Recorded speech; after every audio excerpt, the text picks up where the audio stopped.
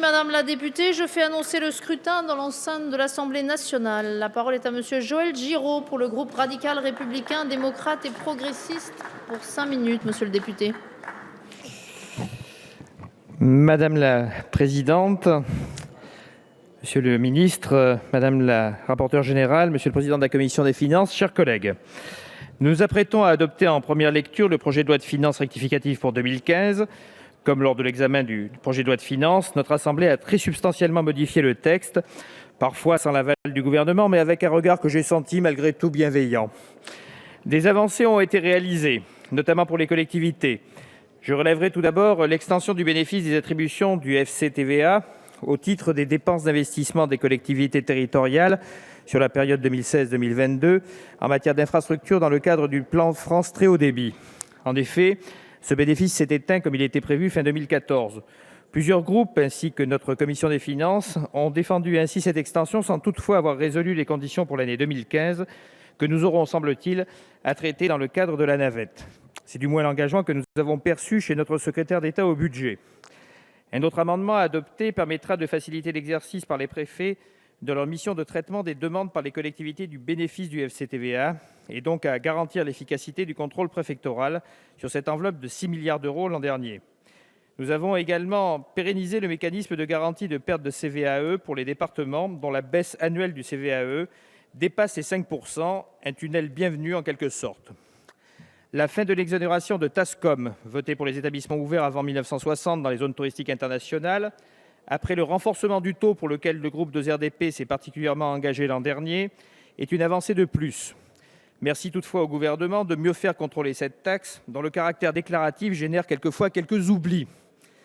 Notre groupe avait déposé à l'article 24, qui propose des ajustements à l'intégration fiscale progressive, l'amendement de notre collègue Jeanine Dubié visant à permettre aux EPCI nouvellement créés de redélibérer sur une IFP qu'il s'avérait inopérante dans la pratique, dans la limite des 12 années fixées par le Code général des impôts.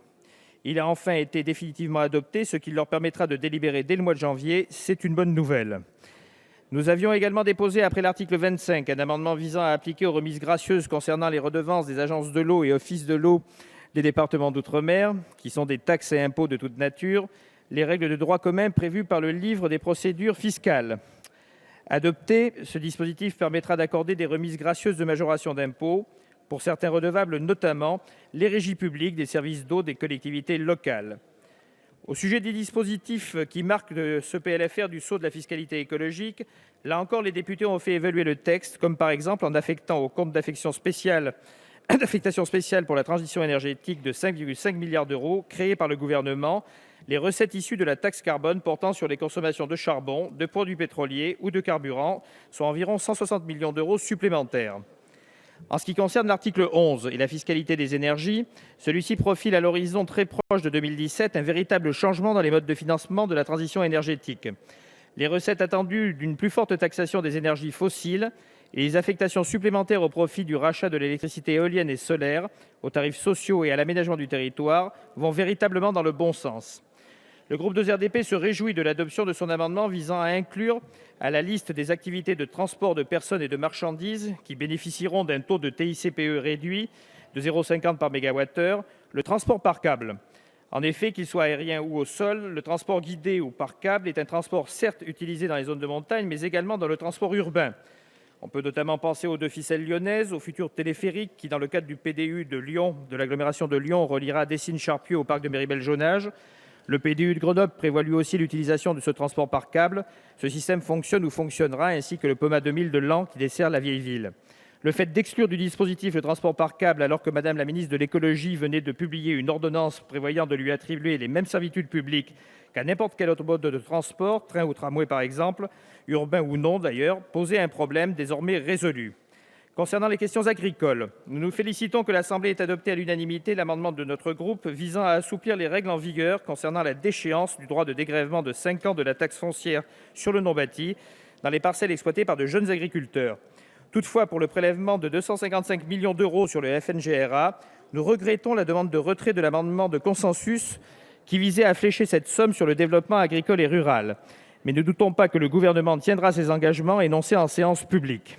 Enfin, je tiens pour conclure à saluer l'adoption des amendements portés par notre commission des finances étendant la publication du reporting pays par pays pour les entreprises multinationales, jusqu'ici réservé aux établissements bancaires. Ce dispositif initial, qui avait suscité les interrogations légitimes du gouvernement avant qu'il ne devienne la norme européenne avec l'appui de l'OCDE, bien qu'il soit une simple mesure de transparence, est un dispositif d'avenir et va dans le sens de l'histoire. Merci, Le groupe de monsieur le GRDP, vous député. l'avez compris, se prononcera favorablement sur ce texte.